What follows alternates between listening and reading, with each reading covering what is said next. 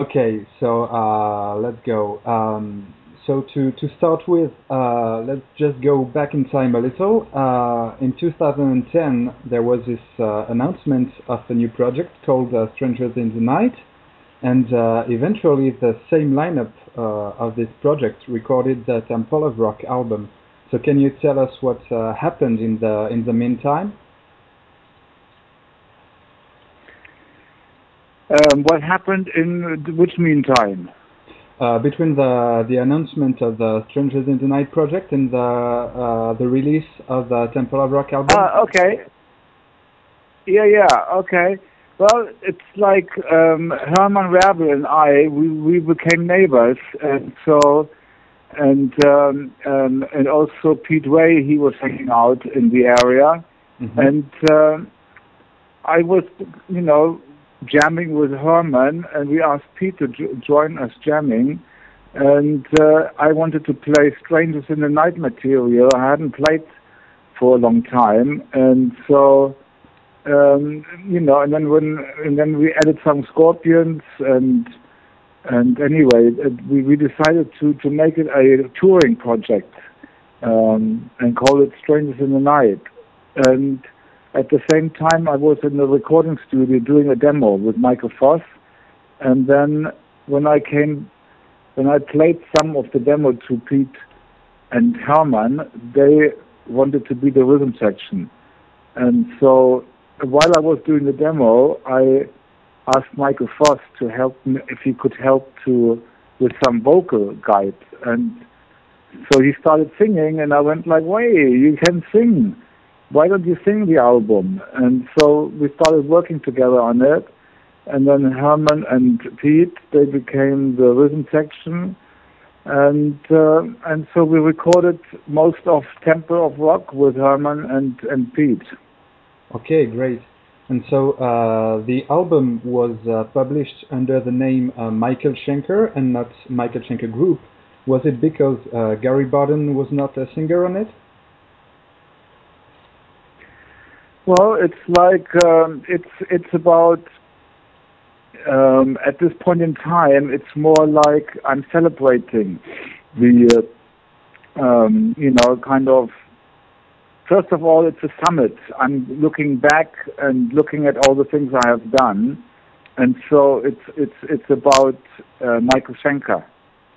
You know, like Scorpions, UFO, and MSG, and so I'm playing material from, and you know, invited different musicians on the album, additional. So basically, I'm at the stage of celebrating the era of handmade rock, and so it goes under Michael Schenker rather than a particular project, because I'm playing material from all different eras. All right, yeah. But do you plan to record another MSG album with Gary Barden in the future? Oh, anything is possible. Okay. So after the release of the Temple of Rock album, you then went on tour with several lineups, and in early 2012 you toured the US with Robin McAuley. So how did it Yeah. feel to have him on board again? And how do you consider today the McAuley Schenker group of the late 80s and early 90s? Is it still a period of your time Say again. that you like? How do you consider today Yeah, the Macaulay Schenker Group era? can you ask the question? What was the question? It was about the tour you did in early this year with Robin Macaulay. Yeah, Macaulay. Yeah, and so how did it feel to play with him again? Oh, okay. Oh, yeah, it was great. You know, Robin is getting better as a singer as he gets older. It was good. It was good fun. Great. And as far as I am concerned, I really like the Macaulay Schenker Group albums. Like, you know, Save Yourself is one of my favorite albums. And how do you consider today this period? I couldn't understand the question. Oh, it was about the albums you recorded, you know, in the 80s with Robin McAuley, like Save Yourself and other Yeah. albums. Uh, how do you consider today this period? Do you still like the albums you did back then? Oh, there were good albums. What is the question? I don't understand. It was What's the question? Do I like the albums? yeah. How do you remember today? What good memories do you have of the period you played with Robin McAuley? Oh yeah, we had some good tours. We played with Def Leppard, and we had some kind of hits and so on. And the Robin McAuley era was kind of experiment for me to find out what it feels like to be 50-50, like to find a singer with 50% responsibility. And so that's what the McAuley era was all about. And it was a part of my past, and when I was doing Temple of Rock and I wanted to go on tour, Michael Voss, he wasn't available. He had signed a solo deal, and so I had to figure out how to go on tour. And so I realized Robin McAuley had sung one song on Temple of Rock and also the Doogie. And so I kind of tried to figure out if Michael Voss is not available, maybe Robin would be available for America. And I asked him, and he said yes. So I decided to do Temple of Rock in America with Robin McAuley, and then Doogie was available for Europe and Michael Voss available for Japan. So that's how it happened that I had different lineups. Okay. And so this tour eventually led to the Temple of Rock European tour that you did with Herman Rarebell and Francis Burroughs doing the rhythm section. So how did you come up with the idea to have Francis to play with you?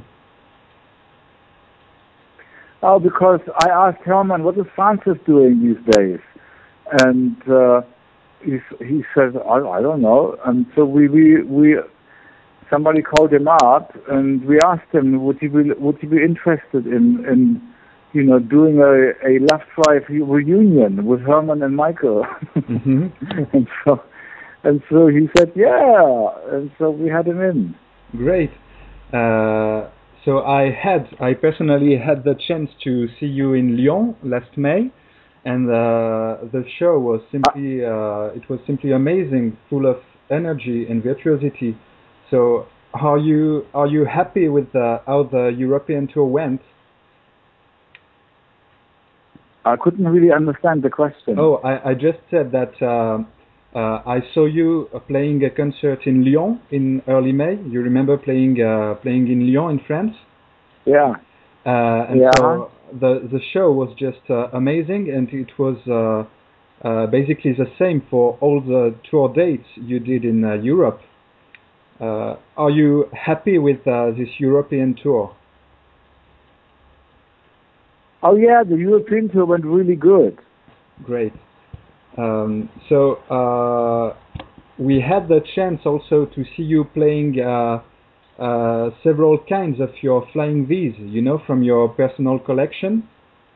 So how many of these flying V's do you own, and do you have a personal favorite? Oh, I have all of them, and I usually play the one that they all have they're all similar, but they all have a little bit of a different look, a different sound. But they all play great, and I usually play the guitar that is the latest model. Okay, so you are still. Actually, I play on the European tour. I played all four guitars. I played the color guitar, the Strangers in the Night guitar, and the retro guitar, and so I play them in different songs. Okay. All right. So in last August, you received a Rock Guitar Legend Award from the hands of Doug Aldrich. And so during your acceptance speech, you stated that you were back in the loop of rock and roll, loving what you are doing right now. So would you say that today what Michael Schenker is about is to celebrate the music you love with friends and musicians you like? Absolutely. You know, I started off very early in my life, and in the beginning, and you know, and then the second part was more like developing and experimenting on a musical and personal level. And now, you know, as we are doing the roofing of the era, the roofing of the temple of the era, I mean, the roofing of the era of handmade rock, you know, as we are now entering that stage. So I'm back in the loop to celebrate the end of it. Okay, but what do you think the end of it is near, or do you still have time, a lot of time to play rock and roll? No, the end means, you know, we are doing the roofing. And it started with bands like Led Zeppelin and Deep Purple and Black Sabbath. And, you know, as it's handmade rock, you know, it's not cut and paste. We are coming from an era of handmade rock. And this era is sooner or later coming to an end. But it's now the third stage of that era.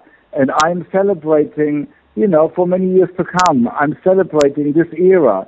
For me, it's now, you know, because Gary Moore is dead and, you know, people are dying one by one. And so, you know, I am celebrating the era of handmade rock while while many people are still alive. Yeah, okay. So now you have this new DVD coming out live in Europe, and the set list of the DVD is made of some recent tracks of UFO and MSG classics, and as well as Scorpions songs, even some of which you did not play, like Rock You Like a Hurricane. So would you say that this set list represents what Michael Schenker is about in 2012? Well, I play Rock You Like a Hurricane because Herman is in the band, and I have to do something for him. Okay, so he asked you to play it, or did you suggest it? No, it's just, you know, it's like Herman's song, and Herman's in the band. I mean, we have to play something of Herman, and you know, and so I picked the Blackout and Rock You Like a Hurricane. And you know that represents Herman. Great. So do you have some feedback from Klaus or maybe Rudolf about you playing with the legendary rhythm section of the Scorpions? Feedback about what? Did you know? So you are playing with Francis and Herman, that many people consider as the best rhythm section of the Scorpions. And did you have some feedback about it from Rudolf or Klaus? Did they tell you what they thought of about you playing with them? No, we didn't. I think they don't like that I play with Francis because they had a problem with Francis in the past. Yeah. And but you know, I have nothing to do with that. So I just do my own Love Drive reunion thing with Herman and Francis, because I started a Love Drive tour with Herman and Francis a long time ago, and then it never. And I kind of split from the tour early. And so I never completed it, and so for me it's a completion time with Herman and Francis. Okay. So on this tour, there was like maybe a comeback atmosphere in the US and in Europe, and in Japan you played several shows which were sold out and in big venues. Would you say that the Japanese audience is still today the most receptive to your music? I couldn't understand. Say again? Oh, sorry. The question. What is the question? It was about the Japanese dates that you played. You played sold-out shows in Japan this year. And would you say that the Japanese people are the most receptive to your music? Well, I think they like what I do, and But I have, yeah, maybe so. And on a personal level, where would be your favorite place to play? Oh, I always say I love to play wherever there's a good sound. Uh-huh. And did you find? I love to play. Yes, sorry. Yeah, there's two different things to it. One is, if of course, if the audience are great, it's fun to play. But it's also fun to play musically on a musical level when the sound is good and I get inspired to play better. If the sound is horrible, I can't play too well because I don't get inspiration. So for me, the best gigs are always the ones when I have a great sound on stage and I can play well. Okay. And so you wrote many songs. Are there some songs that you would like to play live, but that you are afraid the audience maybe would not like or would not react to?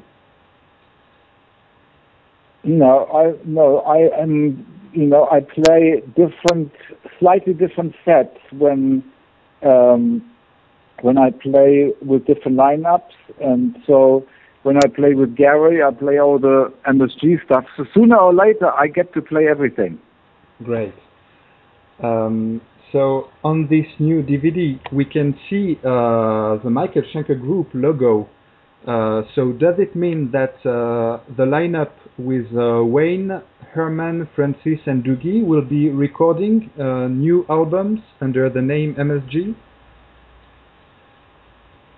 No, it's not MSG's Temple. It's it's Michael Schenker, and I haven't thought of a title yet, but it's under Michael Schenker. And of course, the Michael Schenker stands for many things. It stands for UFO, for MSG, for Scorpions, Temple of Rock, etc., etc. Okay. And so you will be recording a new album with them. You have planned it already, or? Yeah. We are recording a new album with Doogie and Herman, Francis, and Wayne. Great. So talking about next year, there are already some concerts which are planned for the UK and also Finland, and some dates have also been announced in France. So it looks like next year is going to be quite busy for you. Oh yeah, well, I've been very busy this year too, and I'm planning to be busy the year after too. Okay. Also, I recently saw an interview of Don Dokken saying that he was recording vocal tracks for a collaborative album with you, made of songs from. Yeah, I'm doing some. Yeah, go on. Yeah, I'm doing something with Dokken too. Yeah, it looks like it's a recording of songs from the Thank You series. Yeah, that's great. I already heard some stuff. Sounds really good. Great. So your brother Rudolf was a guest on the Temple of Rock album, and he also played with you on stage at the High Voltage Festival. And Rudolf stated several times that a Schenker Brothers albums maybe would be in the works one day or another. Can you tell us if anything is planned with your brother? Yeah, we have planned to make a record together, but when we are both available. Yeah, which is not an easy task, right? You have to be available. Okay. All right. So still talking about Rudolf. Do you agree to talk about the Nancy on the Rocks show? You remember that show that was planned in June in France, which was planned to be a family reunion. But in the end, only Uli John Roth came up on stage with the Scorpions, and for one song only. Can you tell us what happened then? You mean I was supposed to play with the Scorpions?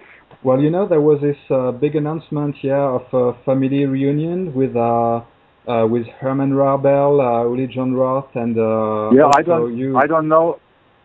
Yeah, I have no idea what happened. Okay. I have no idea what happened. I heard about it, but then it didn't happen. So I don't know what happened. Okay. So looking back on the last decade, how would you consider the last decade for you? You had great albums coming out, like I remember Arachnophobiac or Temple of Rock or Be Aware of Scorpions, and maybe also more difficult times. So what look do you have on this last decade? I didn't understand the question. Sorry. Sorry. For you, the years 2000, you recorded several albums, like Be Aware of Scorpions, Arachnophobiac, for example. So what would be the best memories of the last decade for you? What would be the best memories? What? Yeah, memory. Yeah. The best memory of the last decade, of the years 2000. Oh, the best memory of the year 2000? Yeah, of the last 10 years, in fact. Yeah, last 10 years. Let's see, the best memory. Well, the best time of the 10 years started in 2007. Mm-hmm. With In the Midst of Beauty. Okay. All right. So today, how much time per day do you spend playing on the guitar? How much time do I play on the guitar? Yeah. Yeah, I play and discover. I don't know how much time, but I play, and of course when I write music, I play a bit more. But I usually play every day and discover. And so, would you say that it is easier for you today to write new songs, or it was easier in the past? Yeah, I'm writing new songs. And so, you find it easy today to write new songs, or it was easier? Yeah, because I'm writing. My inspiration comes from the infinite source. It comes from within. I am folk. My joy comes from my place of creativity is coming from being. It's like pure expression, pure self-expression. Mm-hmm. So pure self-expression means be yourself and draw the inspiration from the source within, and which means you just come up anything that I can think of that I want to express. I express, and it's endless. Okay, great. And so I know that you do not listen a lot to other music, but do you still have today a guitarist that you would consider as a hero for you? I didn't understand. Oh, I was just asking if you had to pick a guitar player, who would be your favorite guitar player? I know that you like Rory Gallagher a lot, but are there other guitarists that you like very much? I think I'm not a consumer, and I don't know that many guitarists, but I'm well aware of Jeff Beck and Eddie Van Halen, and they are both great guitarists. Mm-hmm. Okay. And so that would be the last question. Do you still follow today the career of the band you played with? Like, do you still follow the career of UFO, or does it not interest you at all? Do I follow what? Are you still interested by the career of UFO? For example, UFO just released an album this year, and did you listen to it, or you are not interested at all in? Oh, I don't consume. I don't consume. I cannot consume anything. I don't listen to music because I need to be pure self-expressive, and I create. And if I focus on other people, then I'm not doing what I want to do. You know, I get sidetracked and I get influenced by others. It's not I'm not a consumer, you know. I don't even, I make an album and I don't even listen back to my music. I only create. That's what my joy is, creating. Okay, well, that's a good line to end this interview. So I just want to thank you a lot. It was really, really nice. And so I just wish you very much. Wish you the best for the next year. Yeah, thank you. Thanks a lot, Michael. Thank you so much. Okay, thank you. Bye-bye. Bye-bye.